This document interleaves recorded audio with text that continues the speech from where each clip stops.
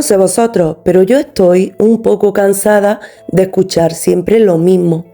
El caso de Lizzie Borden se ha contado 1000 veces. El hacha, los padres asesinados, el juicio y la eterna pregunta de si es culpable o inocente. A mí eso sinceramente no me basta, porque rara vez se pregunta ¿por qué? ¿Por qué justo allí? ¿Por qué esa familia, esa casa, esa calle? En la teoría fantasma no vamos a repetir solamente un caso, vamos a mirar más atrás, a intentar entender qué pudo haber en esa tierra, qué energía, qué herencia o qué historia olvidada pudo sembrar la tragedia mucho antes de Lizzie Borden. Así que si crees que ya conoces esta historia, te invito a que te quedes, porque quizás no sabes dónde empezó realmente.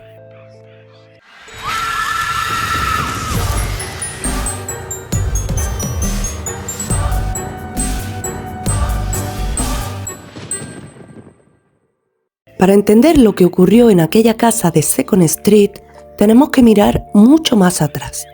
Antes de los Borden, antes de las fábricas y los molinos, estas tierras ya habían sido testigos de otras vidas, de otras guerras y de otras pérdidas. A comienzos del siglo XVII, un pueblo llamado Wampanoag habitaba estas costas del sureste de Massachusetts y Rhode Island. Vivían en paz, cerca del agua, de los bosques y del sol. Pero su destino cambió con la llegada del Mayflower, el barco inglés que trajo los primeros colonos europeos. Aquello que empezó como una alianza terminó en un conflicto sangriento que borró casi todo rastro de su mundo. Y sobre esas mismas tierras, tiempo después, se levantaría la ciudad de Fall River. Un lugar que siglos más tarde sería escenario de una de las tragedias más perturbadoras de la historia americana, el caso de Lizzie Borden. Pero para entender lo que ocurrió en esa casa, primero debemos comprender la historia más antigua, la historia de un pueblo que habló con la tierra y de una guerra que la hizo sangrar. Antes de que existiera la palabra Massachusetts, antes de las fábricas, los barcos y los nombres ingleses, esta tierra tenía otro idioma. Lo hablaba un pueblo que se llamaba a sí mismo Wampanoag, la gente del amanecer. Eran más de 40 tribus y clanes distribuidos por el sureste de Massachusetts y Rhode Island, desde la isla Martha Vineyard hasta la bahía de Cape Cod. Vivían donde el sol nacía primero y creían que la luz del amanecer unía el mundo de los vivos con el de los espíritus. Sus aldeas se alzaban cerca del agua, ríos, lagunas, marismas. El agua les daba alimento, pero también identidad. Allí pescaban almejas, cangrejos, arenques y con sus pieles tejían redes de fibra vegetal que luego secaban al sol. Cada comunidad estaba formada por familias extensas, dirigidas por un sachem, el jefe o líder, y un posachem, su consejero o segundo. Pero no eran reinos rígidos, las decisiones importantes se tomaban en consejo, con la voz de los ancianos, las mujeres y los guerreros. Su gobierno era un equilibrio de sabiduría y respeto. Las mujeres Wampanoag eran consideradas el corazón del clan. Cultivaban maíz, frijoles y calabazas, las 3 hermanas sagradas. Tejían también mantas de junco y eran guardianas del fuego del hogar. Los hombres cazaban ciervos, osos y aves. Fabricaban canoas de tronco ahuecado y lanzas de piedra. Su vestimenta cambiaba con las estaciones.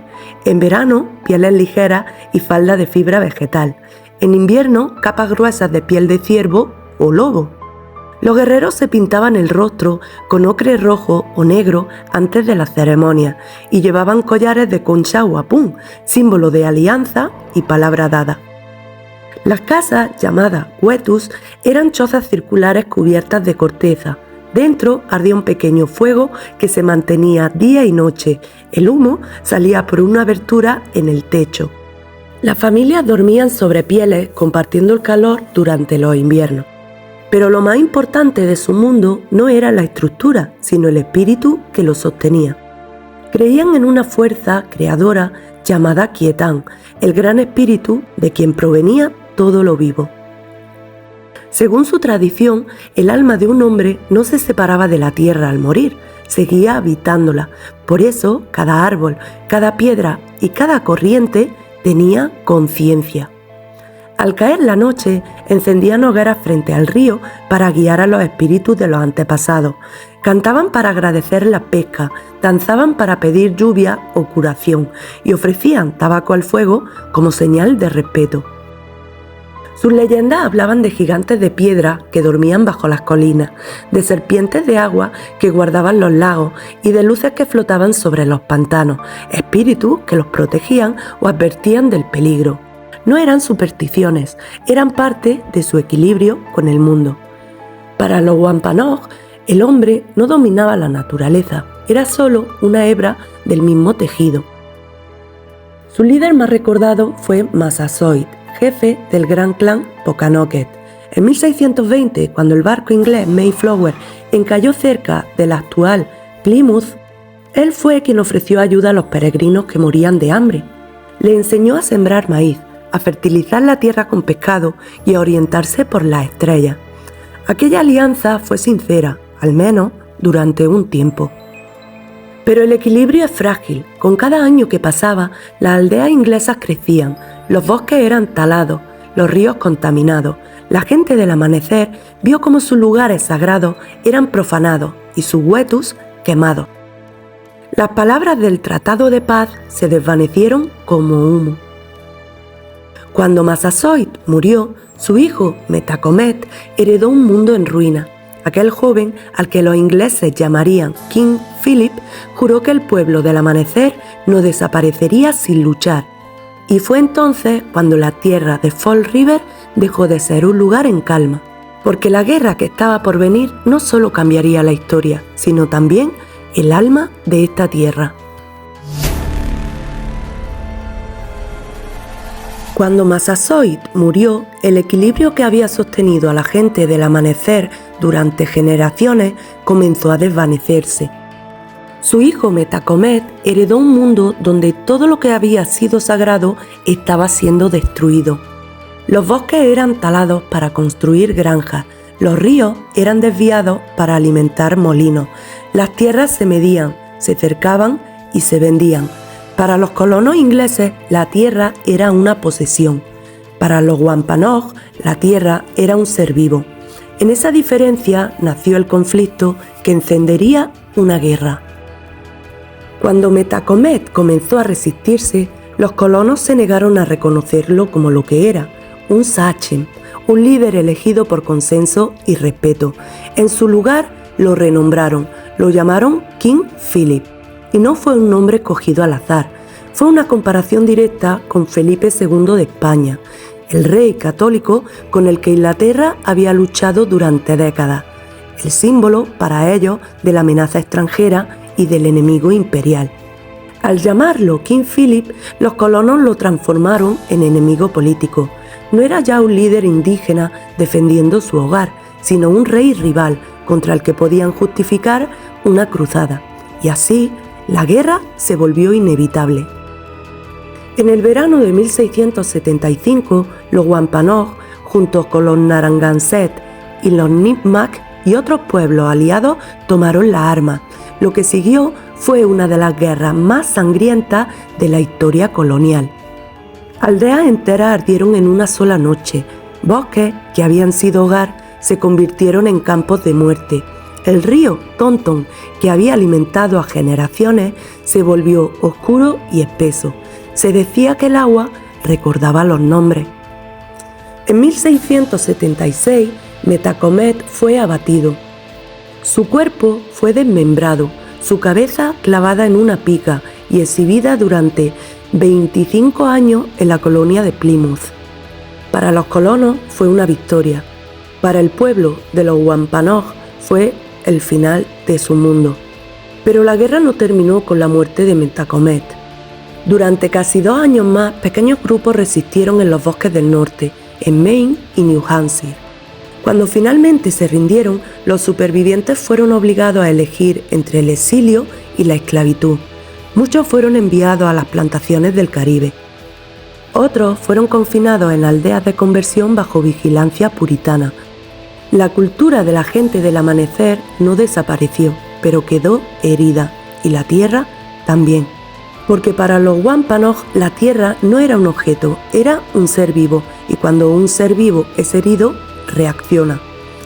Los colonos comenzaron a hablar de voces en los bosques, de luces sobre el agua, de presencias que no tenían forma humana. Para algunos eran supersticiones, pero para quienes conocen el equilibrio de la naturaleza, aquello era una advertencia. El equilibrio se había roto, y cuando el equilibrio se rompe, algo antiguo despierta. Los europeos tenían un nombre para esas fuerzas, elementales, espíritus que no son humanos, que nunca lo fueron, y en Fall River estaban despertando.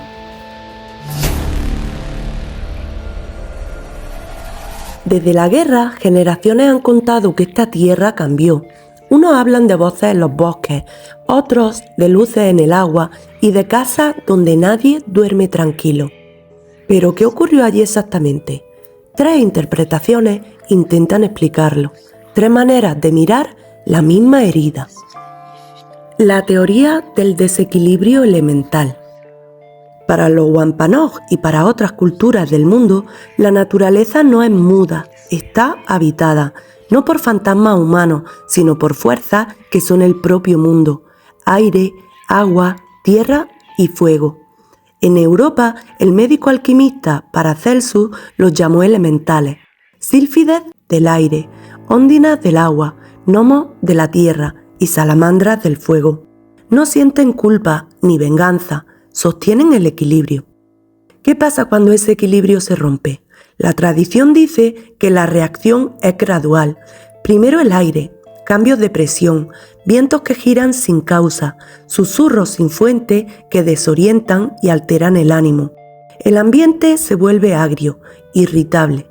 Luego el agua, pozos que se niegan, se secan, corrientes que dan miedo instintivo, humedades que aparecen donde no debería haberlas. Quienes beben cuentan un sabor metálico o amargo como si el río rechazara. La tierra es más lenta y la más clara. Animales que rehuyen un punto concreto, plantas que enferman en una franja exacta, suelos que crujen o hunden sin explicación y casas que simplemente no permiten el descanso. Insomnio, sueños repetitivos, mareo en una habitación y en otra no. Y cuando todo se descompensa, llega el fuego. Chispas, pequeñas combustiones, calor sofocante en zonas frías, incendios sin causa aparente, llamas que nacen y mueren sin lógica. Los testigos no describen apariciones humanas, sino entornos que empujan, la casa que expulsa, el bosque que sisea, el río que inquieta. Equipos de investigación han intentado medir esas respuestas con instrumentos: fluctuaciones de campos electromagnéticos, descensos bruscos de temperatura, cambios de humedad y grabaciones EVP o psicofonías donde se registran voces cortas, no nombres, no frases, sino fonemas, ráfagas de aire que parecen hablar. La lectura elemental no acusa a nadie ni busca moral, afirma que la guerra desgarró el tejido de lo vivo y que la naturaleza sigue intentando expulsar el dolor. En ese marco, Fall River sería un sitio donde el equilibrio no se recompuso. Teoría del umbral o portal. Otra interpretación no mira a la naturaleza como agente, sino a lo que entra cuando el horror la rompe. En el pensamiento paranormal se llama umbral o portal a la grieta que se abre cuando un lugar acumula muerte traumática, terror sostenido o sufrimiento colectivo. No es una puerta física, es un estado. El sitio queda permeable. ¿Permeable a qué? A entidades no humanas. Algunos las nombran demonios, otros prefieren inteligencias no humanas para evitar etiquetas teológicas. Lo constante en los relatos es el patrón de alimentación, algo que se nutre del miedo, del conflicto y del dolor, y que por eso provoca miedo, conflicto y dolor para sostenerse. Su comportamiento no es aleatorio, comienza por aislar. Genera insomnio, pesadillas repetidas, discusiones sin motivo. La casa se llena de ruidos que no dan miedo al principio, solo irritan. Luego aparecen golpes secos, estallidos llamados bangs. sombras altas en el rabillo del ojo y una obsesión, la sensación de que el sitio te piensa. Cuando el vínculo está establecido, llega la intervención física, arañazos superficiales, empujones en escaleras, objetos que impactan cerca, no siempre contra la persona. Los investigadores describen picos coherentes de campos electromagnéticos que se mueven a voluntad, psicofonías con frases cortas, vete, mío y a veces poltergeist, desplazamiento de objetos frente a testigos. Lo característico no es una grandilocuencia, sino la persistencia. Cuanto peor lo pasa a la familia, más activo se vuelve el fenómeno. En esta teoría, Fall River, marcada por guerra, sangre y duelo, habría quedado abierta y algo habría aprendido a habitar esa apertura, alimentándose de cada nueva tragedia para permanecer. La teoría ancestral Wampanoag. Para la cosmovisión Wampanoag, la muerte no separa a la persona de la tierra, la devuelve a ella. El alma no se va, permanece en los lugares que amó y en los que la acogieron. Por eso, las colinas, las piedras y los ríos tienen conciencia, porque en ellos habitan los ancestros. ¿Qué sucede cuando se profanan túmulos, se excavan lugares sagrados, se rompen ceremonias y se renombra o borra el espíritu de un sitio? Sucede el desarraigo de los muertos. Esta interpretación no habla de maldiciones ni de demonios, habla de ausencias que se convierten en presencia, espíritus que no encuentran su lugar y por eso vagan. Llaman por su nombre en las corrientes, hacen sonar pasos buscando el hogar que conocían, repiten actos cotidianos, abrir una puerta, cruzar un pasillo, mecer una cuna, porque eso es lo que eran. Los testimonios asociados a esta lectura son humanos en tono. Lágrimas sin motivo en un cuarto concreto, olor a tabaco donde fumaba un abuelo, una canción que vuelve siempre a la misma hora. Las psicofonías captan nombres, risas infantiles, palabras de la vida diaria. No hay caza, hay duelo. Y Fall River. En un territorio donde los ancestros eran la tierra misma, el arrasamiento y la colonización no solo rompieron un mundo vivo, dejarían sin casa a sus muertos. Lo que sentimos hoy, dicen, no es un castigo, es la memoria buscando dónde quedarse.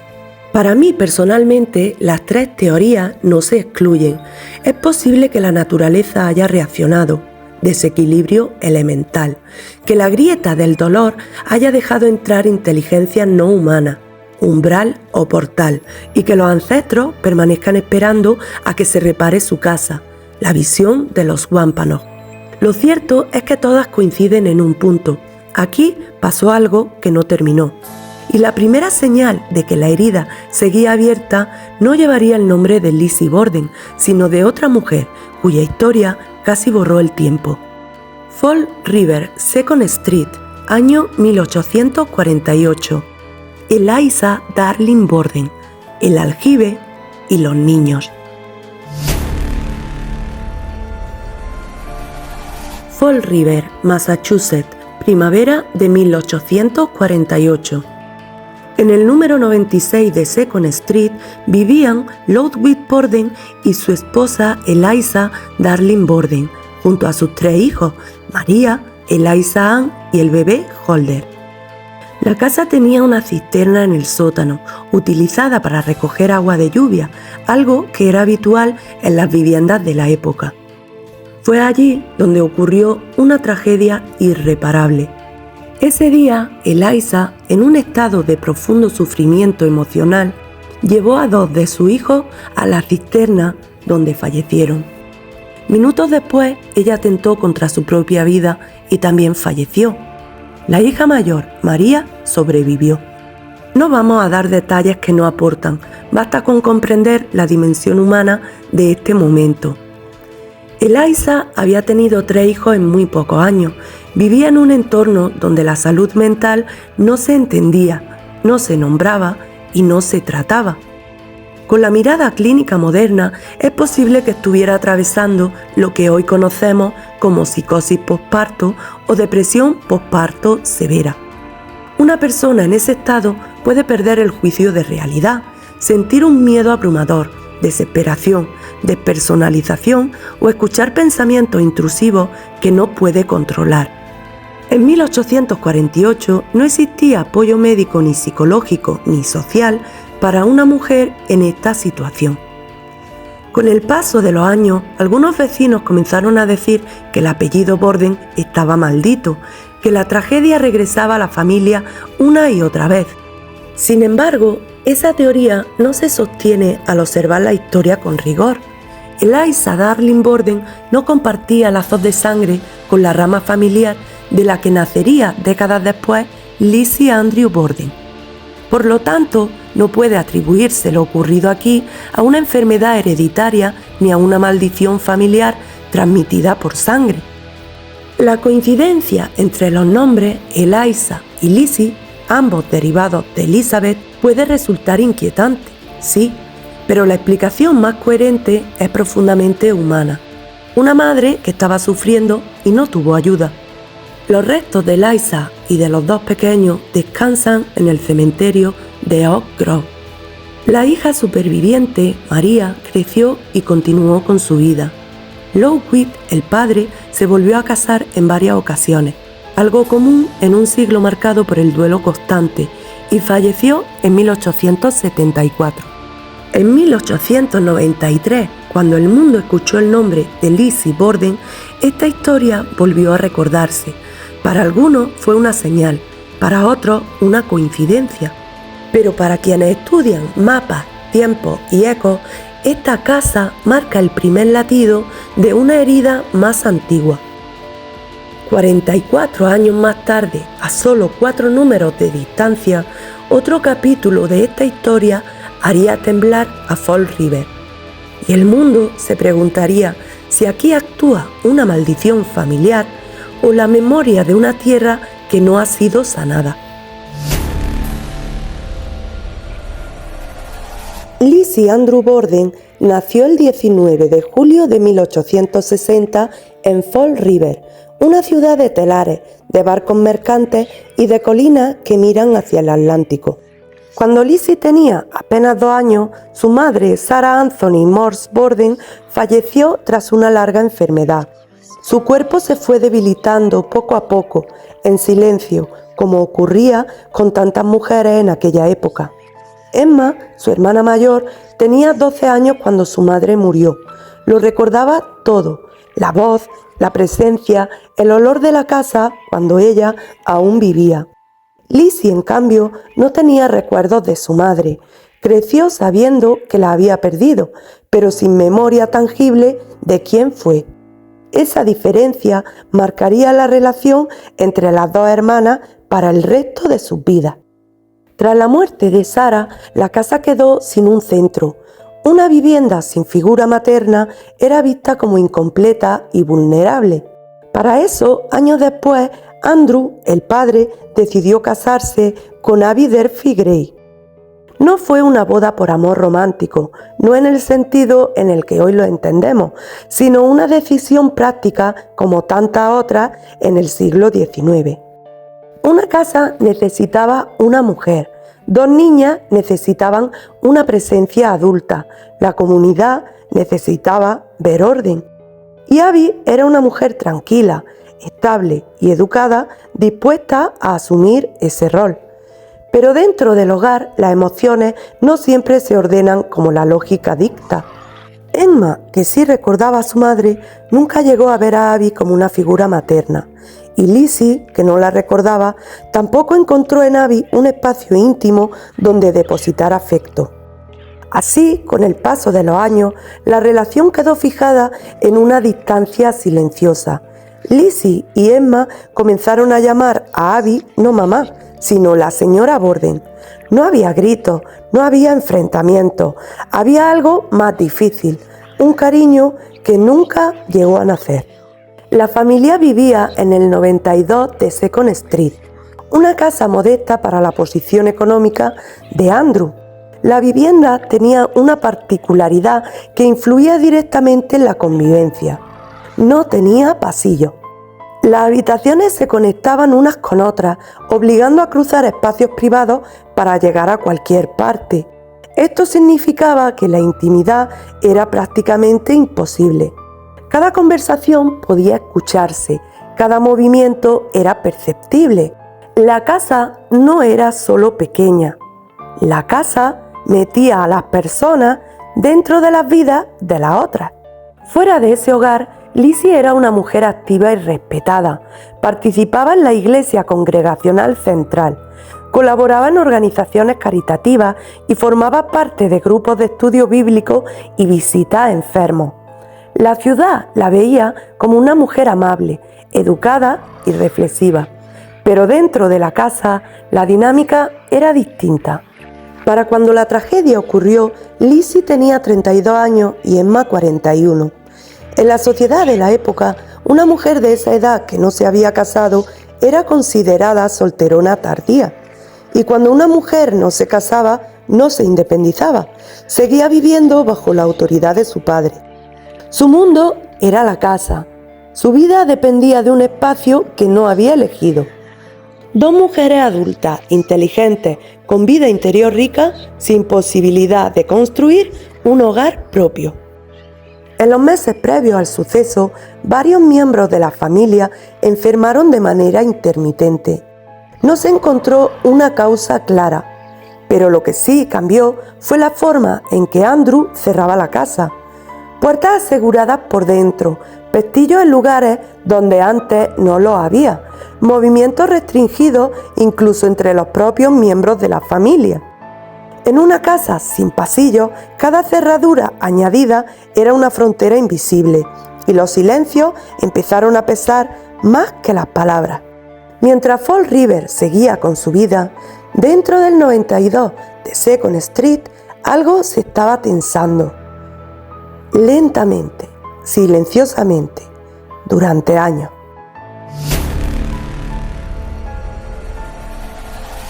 La mañana del 4 de agosto de 1892 comenzó en apariencia como una mañana cualquiera en la casa de los Borden. Emma, la hermana mayor, no estaba en casa, se encontraba visitando a unos familiares. En la mesa del desayuno se sentaron Andrew, Abby, Lizzie, Bridget Sullivan, la criada, y John Morse, el tío político de Lizzie, que había pasado la noche anterior allí para hablar con Andrew sobre una propiedad familiar. Tras desayunar, John Morse se marchó alrededor de las 8:45. Varias personas lo vieron en otro barrio a lo largo de la mañana, por lo que su recorrido quedó confirmado. Poco después, Andrew también salió para hacer gestiones en el centro de la ciudad, y entonces la casa quedó solo con 3 personas dentro: Abby, Lizzie y Bridget Sullivan, la criada. Bridget continuó con sus tareas, salió al patio, mojó trapos y limpió las ventanas de la casa por el exterior. Lizzie, por su parte, dijo haber permanecido en el interior, moviéndose entre la cocina y el comedor, doblando ropa y buscando patrones para coser. Nada parecía fuera de lugar. En algún momento, entre las 9 y las 9:30, Abby subió al segundo piso a la habitación de invitados. Su intención era hacer la cama donde había dormido John Morse la noche anterior. Fue allí donde iba a ser atacada. La autopsia determinó que falleció a causa de las heridas provocadas por un hacha. No se escucharon gritos, nadie vio nada. La casa continuó en silencio. La vivienda tenía 2 escaleras, la escalera principal, amplia, utilizada por la familia, y la escalera de servicio, estrecha, que conectaba la cocina con la habitación de Bridget, la criada. Bridget utilizaba la escalera de servicio y no tenía por qué pasar por la habitación donde yacía Abby. Lizzie, en cambio, sí se movía por la escalera principal, la que da directamente a la habitación donde Abby murió. Este detalle se consideraría después una pieza clave. Andrew Borden regresó a casa alrededor de las 10:45. La puerta principal estaba cerrada con llave desde dentro, algo inusual. Bridget bajó por las escaleras de servicio para abrirle. La cerradura estaba atascada y se escuchaba el metal raspando contra el marco, hinchado por el calor o la humedad. Entonces Lizzie habló desde lo alto de la escalera principal, diciendo con voz tranquila: «Estoy aquí, Bridget, no hace falta que te esfuerces». Esa frase parecía insignificante en su momento, pero más tarde se convertiría en uno de los puntos más inquietantes del caso, porque Lizzie estaba situada justo en el lugar desde donde se puede ver la habitación donde yacía Abby. Si sabía que Abby estaba arriba, la frase sonaba a «no abras todavía». Si no lo sabía, sonaba extrañamente calmada. Lizzie no bajó a ayudar, ni corrió, ni preguntó, solo observó. Para algunos investigadores, este fue el primer indicio de que Lizzie sabía algo que no estaba diciendo. Andrew entró y se recostó en el sofá del salón. Lizzie dijo después haber salido al granero a buscar plomos para pescar o a comer peras en el patio. Bridget, agotada, subió a su habitación por las escaleras de servicio para descansar unos minutos. Poco después, Lizzie llamó a Bridget desde la planta baja. «¡Bridget, corre! ¡Padre ha muerto!». Andrew yacía en el salón, fallecido a causa de heridas provocadas por un hacha. Cuando la policía llegó y preguntó por Abby, Lizzie dijo que creía que había salido a visitar a una amiga enferma, pero la casa estaba cerrada desde dentro. Un oficial subió por la escalera principal y encontró el cuerpo de Abby en la habitación de invitados. Llevaba horas muerta. Esto lo cambiaba todo. Los asesinatos no ocurrieron juntos. Hubo tiempo entre uno y otro, un lazo en el que solo estaban Lizzie y Bridget dentro de la casa. La policía encontró varias hachas en el sótano. Una tenía el mango roto y parecía haber sido lavada recientemente. Días después, testigos afirmaron haber visto a Lizzie quemar un vestido, diciéndole que estaba manchado de pintura. Ese detalle se convertiría en una pieza central del juicio. En una casa pequeña, sin pasillo, donde cada sonido debería escucharse, dos personas murieron en momentos distintos, sin que nadie afirmara haber oído nada. Fue en ese instante cuando Fall River dejó de ser una ciudad cualquiera y se convirtió en un misterio.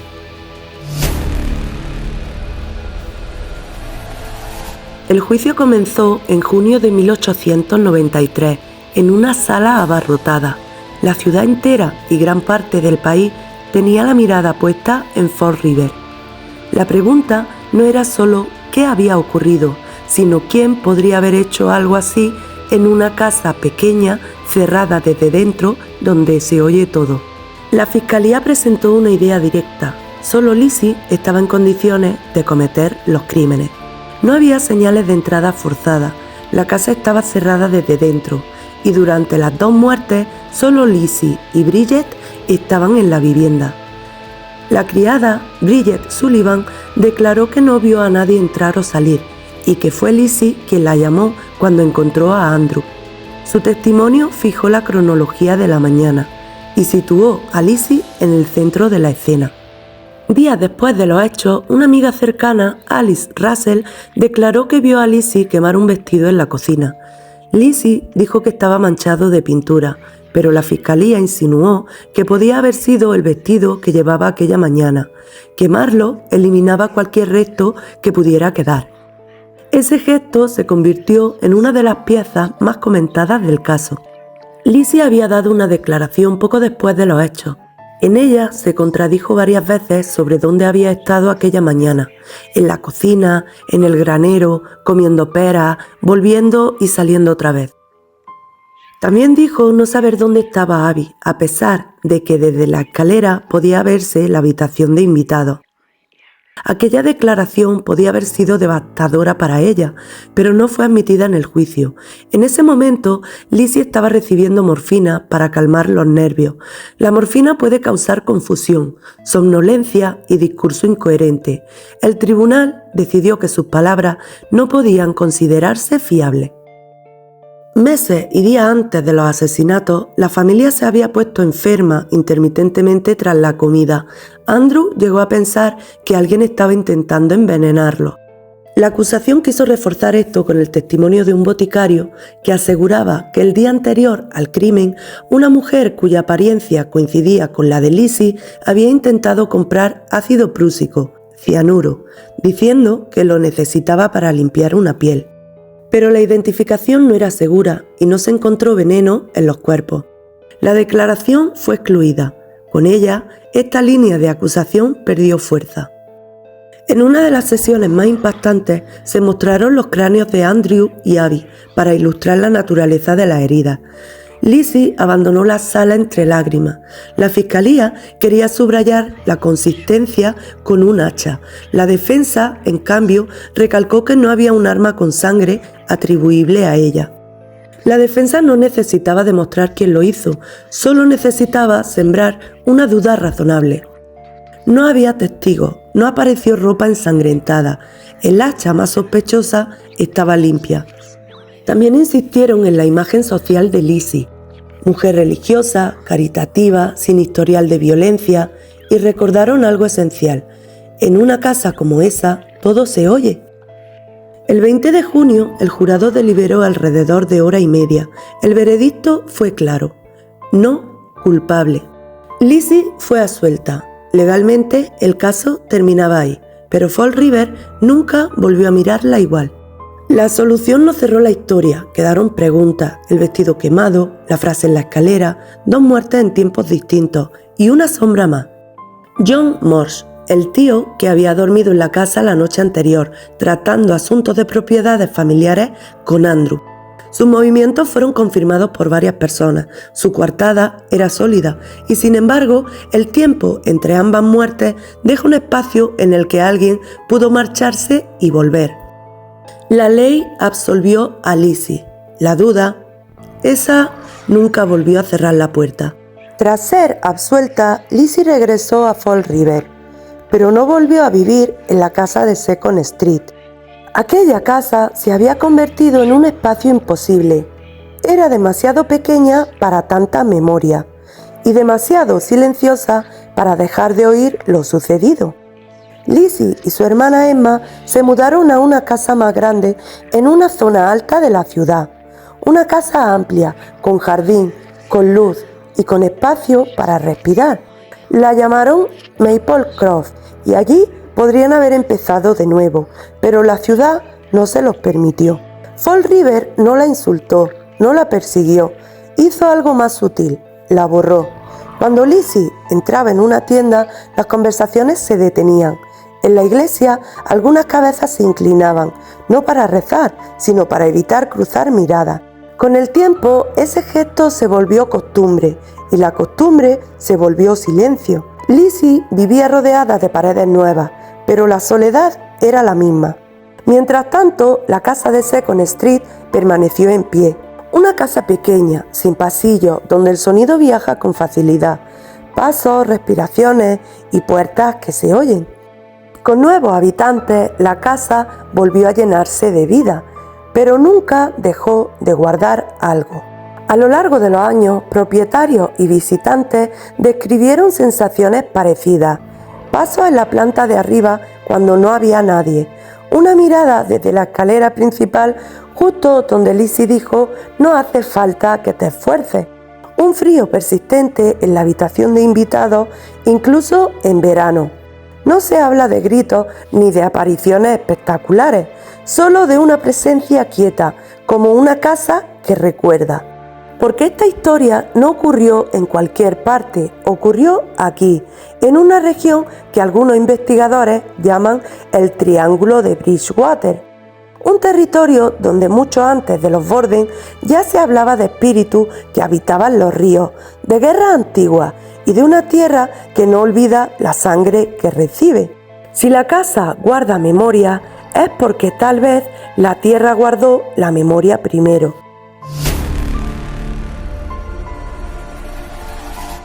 Fall River se encuentra dentro del territorio conocido como el Triángulo de Bridgewater.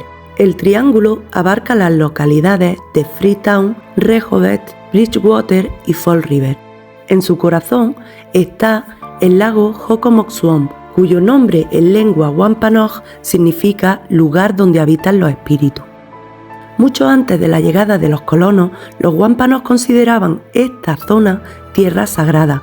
Aquí se realizaban rituales, se enterraban a los ancestros y se equilibraban las fuerzas entre lo visible y lo invisible. Durante la guerra del rey Felipe, esta misma tierra absorbió miedo, sangre y desposesión. Para muchos, esa herida nunca se cerró.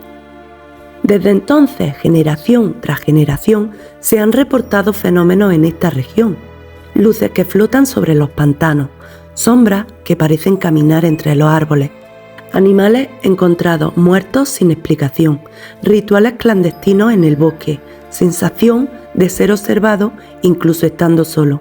Y lo que más pesa, sucesos violentos que se repiten en el mismo terreno. Cuando pensamos en Eliza Borden, la mujer que arrojó a su hijo al aljibe en 1848, y en Lizzie Borden, acusada del doble asesinato en 1892, podríamos decir que son tragedias aisladas.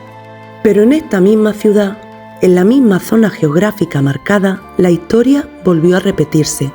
Solo un año después del juicio de Lizzie, Bertha Manchester fue asesinada con un hacha en Fall River. Otra mujer, mismo método, misma zona. La población sintió algo más que horror, sintió déjà vu. En los años 70, la ciudad volvió a ocupar titulares, 3 mujeres asesinadas en un contexto descrito como ritual satánico. Más allá de interpretaciones religiosas o mediáticas, lo que importa aquí es el patrón. Violencia extrema, concentrada y en el mismo territorio. En 1978, en el bosque estatal Freetown, Fall River, desapareció Mary Lou Aruda, de 15 años. Su cuerpo fue encontrado atado a un árbol, en una zona profunda del bosque. El caso se resolvió, pero la sensación que dejó fue otra. La tierra guarda memoria. Entonces, ¿esto es casualidad? Puede serlo, puede ser solo estadística, puede ser coincidencia, pero si la tierra es capaz de recordar, si el dolor deja huella, si la historia no se borra solo porque pasa el tiempo, entonces el triángulo de Bridgewater no es un misterio, es una herida abierta que nunca terminó de cicatrizar. Hay ciudades que tratan de olvidar, calles que se asfaltan, casas que se restauran, nombres que se borran de las lápidas. Pero hay lugares donde la historia no se deja enterrar, donde la tierra respira y recuerda. Fall River es uno de esos lugares.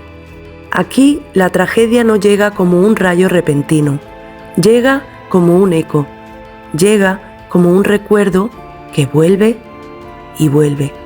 Quizá no sepamos nunca qué ocurrió realmente en la casa de Second Street. Quizá la verdad se quedó para siempre en el silencio de esas habitaciones, donde nadie dijo haber escuchado nada mientras todo estaba ocurriendo.